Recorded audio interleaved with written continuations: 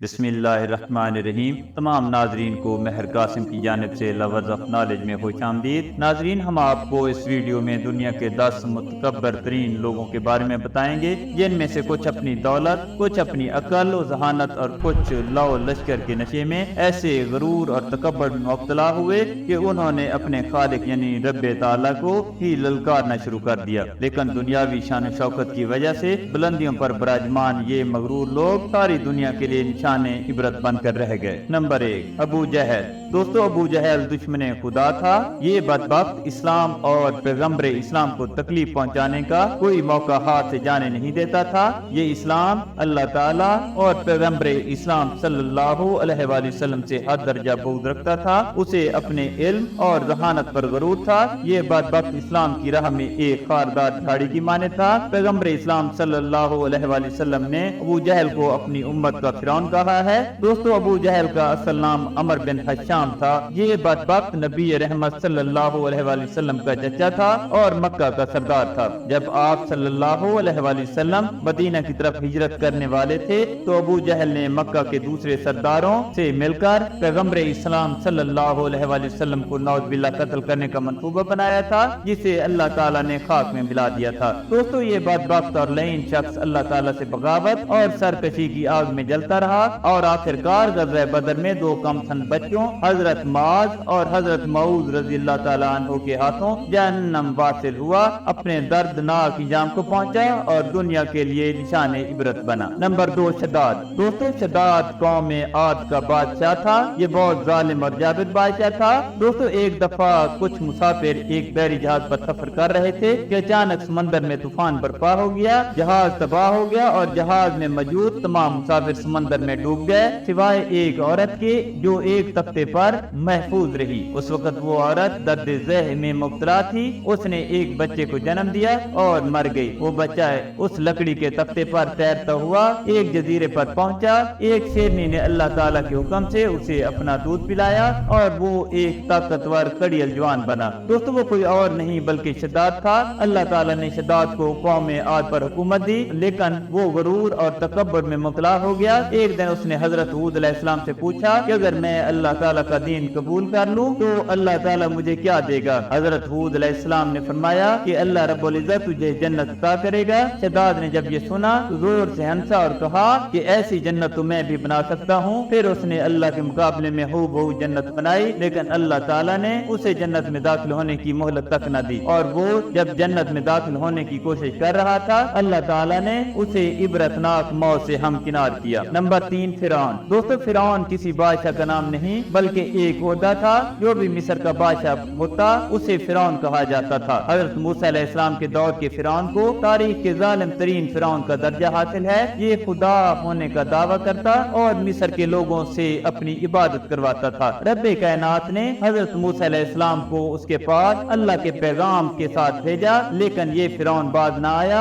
اور ایک بہت بڑے لشکر کو موسیٰ علیہ السلام کو قتل کرنے کے لیے پیش قدمی کا حکم دیا۔ تب اللہ تعالیٰ نے قوم بنی اسرائیل کو دریائے نیل میں ایک راستہ بنا کر پار کرا دیا، لیکن جب فرعون اور اس کا لشکر اس راستے پر دریا میں اترا تو اللہ رب العزت نے اسے اور اس کے لشکر کو پانی میں ڈبو کر ہلاک کر دیا۔ ویسے تو فرعون کئی صدیوں پہلے جہنم رسید ہو چکا ہے، تاہم اس کی لاش آج بھی ظالموں اور جابروں کے لیے نشان عبرت کے لیے مصر میں موجود ہے۔ نمبر 4، نمرود۔ دوستو، نمرود انسانی تاریخ کا ایک جابر ترین بادشاہ گزرا ہے جو خدا ہونے کا دعویٰ کرتا تھا اور اپنی عبادت کرواتا تھا۔ جب حضرت ابراہیم علیہ السلام نے اسے راہ حق کی دعوت دی تو اس نے غرور اور تکبر سے کہا کہ اپنے رب سے کہو مجھ سے مقابلہ کرنے کے لیے فوجیں بھیجے، نہ کہ پیغمبر۔ ناظرین، یہ وہی بدبخت تھا جس نے حضرت ابراہیم علیہ السلام کو جلتی آگ میں ڈال دیا تھا، جو اللہ تعالیٰ کے حکم سے بالکل سلامت رہے۔ اللہ تعالیٰ نے اس کی للکار کے جواب میں مچھروں کا ایک چھوٹا سا لشکر اس کی فوج پر مسلط کر دیا، جس نے اس کی فوج فوج کو تباہ و برباد کر دیا۔ انہی میں سے ایک چھوٹا سا مچھر نمرود کی ناک کے ذریعے اس کے دماغ تک پہنچ گیا۔ یہ ظالم بادشاہ تکلیف کے باعث اپنا سر دیوار میں مارتا اور لوگوں کو کہتا کہ وہ اس کے سر میں جوتے ماریں۔ جب لوگ اس کے سر میں جوتے مارتے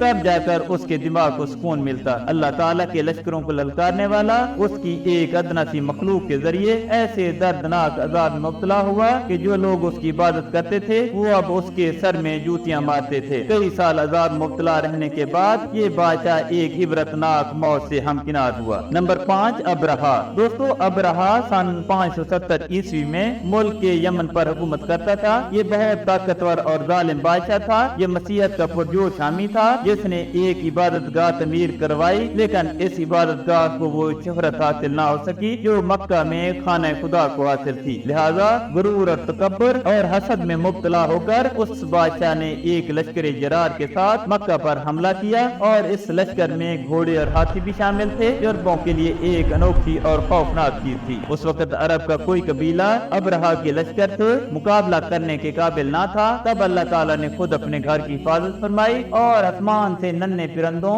ابابیلوں کا ایک لشکر نازل فرمایا۔ ابابیلوں نے آسمان سے کنکریاں برسا کر مغرور ابرہا کے لشکر کو تباہ و برباد کر دیا۔ ناظرین یہ واقعہ اللہ تعالیٰ نے قرآن مجید میں سورۃ الفیل میں بھی بیان فرمایا ہے۔ نمبر 6 قارون۔ دوستو قارون حضرت موسیٰ علیہ السلام کا چچا زاد بھائی تھا۔ اللہ تعالیٰ نے قارون کو بے بہا دولت سے نوازا تھا۔ روایات میں ہے کہ قارون کے خزانے کی چابیاں اٹھانے کے لیے سینکڑوں اونٹ استعمال ہوتے تھے۔ قارون نے ایک محل تعمیر کیا ہوا تھا جس میں 30,000 کمرے تھے۔ جب فرعون دریائے نیل میں غرق ہو گیا تو قارون حضرت موسیٰ علیہ السلام کے ساتھ دریائے نیل کے دوسرے کنارے آباد ہو گیا۔ حضرت موسیٰ علیہ السلام نے اللہ تعالیٰ کے حکم سے اپنے بھائی حضرت ہارون علیہ السلام کو لوگوں کی قربانی اکٹھی کرنے اور انہیں پیش کرنے کا فرض سونپا۔ قارون کو یہ بات پسند نہ آئی اور وہ حضرت موسیٰ علیہ السلام کا دشمن بن گیا۔ جب اللہ تعالیٰ نے زکوٰۃ کا حکم دیا تو قارون اللہ سے بغاوت پر اتر آیا، جس پر حضرت موسیٰ علیہ السلام نے اللہ تعالیٰ سے دعا کی تو زمین نے قارون کو اس کے تمام خزانوں کے ساتھ نگل لیا۔ اس طرح وہ اپنے انجام کو پہنچا اور لوگوں کے لیے نشان عبرت بنا۔ Number 7 Tancredo Neves. دوستو ٹینکریڈو نیوز برازیل کا الیکٹڈ وزیر اعظم تھا جو اللہ تعالیٰ اور اس کی وحدانیت کا منکر تھا۔ ایک مرتبہ الیکشن مہم کے دوران بھرے مجمع میں سگار کا دھواں اڑاتے ہوئے اس نے کہا تھا گاڈ ڈیڈ فار یو۔ پھر اس نے یہ دعویٰ کیا تھا کہ وہ بھاری اکثریت سے الیکشن جیتے گا اور ملک کا صدر بنے گا، اور ایسا کرنے سے اب اسے خدا بھی نہیں روک سکتا ہے، نعوذ باللہ۔ اس میں کوئی شک نہیں کہ ٹینکریڈو الیکشن جیت گیا، لیکن اپنا صدارتی عہدہ سنبھالنے سے پہلے لنگز کینسر میں مبتلا ہوا اور وہ شدید بیمار ہو گیا، اور کچھ دن بیمار رہنے کے بعد اپنے انجام کو پہنچا، یعنی اپنے غرور و تکبر کی بنا پر اسے ایک دن بھی صدر کی کرسی پر بیٹھنا نصیب نہ ہو سکا، بلکہ اسے پہلے ہی وہ نشان عبرت بنا۔ Number 8 Stephen Hawking. دوستو اسٹیفن ہاکنگ کا شمار دور حاضر کے بڑے اور ذہین سائنسدانوں میں کیا جاتا ہے، جس نے بلیک ہول اور کائنات کے دیگر رازوں سے پردہ اٹھایا اور بہت مقبول نظریات پیش کیے۔ تاہم دوستو اسٹیفن ہاکنگ اللہ تعالیٰ کے بارے میں بات کرتے ہوئے غرور و تکبر کی ہر حد پار کر دیتا تھا۔ وہ اللہ تعالیٰ کی ذات پر یقین نہیں رکھتا تھا۔ اس کے بقول نعوذ باللہ اللہ تعالیٰ پریوں اور جنوں کی طرح بس کہانیوں میں ہوتا ہے۔ صرف یہی نہیں بلکہ وہ اپنی کتابوں میں بھی خدا کی ذات کو جھٹلاتا تھا۔ اس کا نظریہ تھا کہ کائنات اللہ تعالیٰ نے نہیں بنائی بلکہ یہ ازل سے ہے، بس اپنی شکلیں تبدیل کرتی رہتی ہے۔ ایک دن اسٹیفن ہاکنگ ایک بہت بڑی تقریب میں خدا کے وجود کو جھٹلاتا رہا، لیکن اگلے ہی دن یہ اپنے کمرے میں مردہ پایا گیا۔ ناظرین اللہ تعالیٰ کے وجود کے انکاری اس سائنسدان کی زندگی بھی کسی عبرت سے کم نہ تھی۔ ناظرین بے شک آج اللہ تعالیٰ کی بارگاہ کائنات کے ہر شے میں سنی جا سکتی ہے، لیکن اسٹیفن ہاکنگ کا نام صفحہ ہستی سے ہی مٹ چکا ہے۔ Number 9 Thomas Andrew. دوستو تھامس اینڈریو اپنے دور کا سب سے بڑا شپ بلڈر مانا جاتا تھا۔ یہ کوئی اور نہیں بلکہ وہی انسان تھا جس نے اپنے دور کا سب سے بڑا اور مشہور بحری جہاز ٹائٹینک کا نقشہ تیار کیا تھا۔ اس کا دعویٰ تھا کہ یہ اب تک کا سب سے محفوظ بحری جہاز ہے جسے نعوذ باللہ خدا بھی نہیں ڈبو سکتا ہے، لیکن ہوتا وہی ہے جو منظور خدا ہوتا ہے، اور اس کی توقعات کے برعکس ٹائٹینک اپنے پہلے ہی سفر میں بحر اوقیانوس میں ایک برفانی تودے سے جا ٹکرایا اور 1500 انسانی جانوں کو لے کر سمندر کی گہرائیوں میں دفن ہو گیا، جن میں بڑے بڑے بزنس مین، سیاستدان اور مشہور شخصیات شامل تھیں۔ خود تھامس بھی اپنے ہی بنائے جہاز کے ساتھ سمندر میں غرق ہو گیا۔ اللہ تعلق للکارنے والے اس مغرور انسان کی علاج تک نہ مل سکی۔ Number 10، نکو vlogs. دوستو نکو ویلاگز انڈیا کے مشہور یوٹیوبر ہیں جنہوں نے اپنے ویورز کو یہ بتانے کی کوشش کی کہ قبر کوئی عذاب کی جگہ نہیں ہے، بلکہ اگر انسان چاہے اسے ہر طرح کی سہولیات سے آراستہ کر سکتا ہے۔ نکو ویلاگ نے اپنی بات کو ثابت کرنے کے لیے ایک قبر بنوائی جسے اس نے ہر طرح کی سہولیات اور آرائش سے سجایا، جس میں اے سی، پنکھے، میوزک سسٹم اور بہت سی جدید آلات تھے۔ نکو اپنے دوست کے ساتھ یہاں اگلے 24 گھنٹے بہت ہی آسانی سے گزارنے والا تھا، لیکن ناظرین کچھ ہی دیر بعد یہ علاقہ طوفان اور موسلادھار بارش کی زد میں آ گیا۔ نکو اور اس کا دوست جو قبر اور اس کے عذاب کا مذاق اڑا رہے تھے، وہ خود ایک عذاب میں مبتلا ہو گئے۔